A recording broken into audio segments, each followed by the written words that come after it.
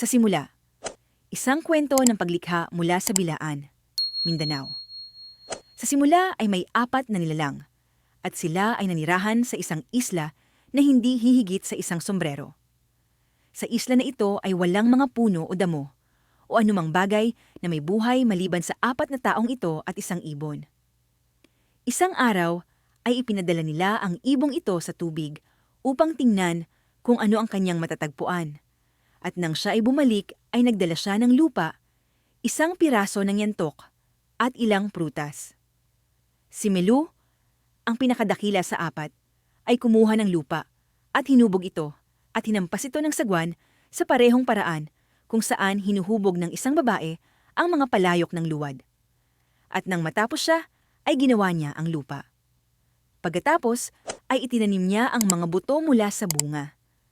At tumubo ang mga ito hanggang sa magkaroon ng maraming yantok at maraming punong namumunga.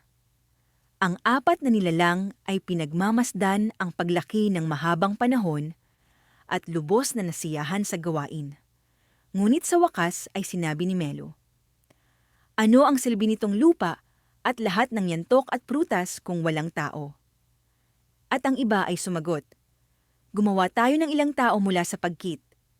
Kaya't kumuha sila ng pagkit at gumawa ng matagal. Hinubog ito sa mga anyo. Ngunit nang dalhin nila ang mga ito sa apoy, natunaw ang pagkit.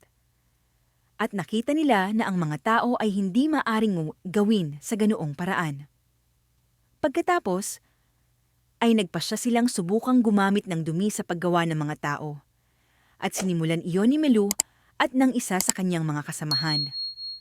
Naging maayos ang lahat hanggang sa handa na silang gumawa ng mga ilong.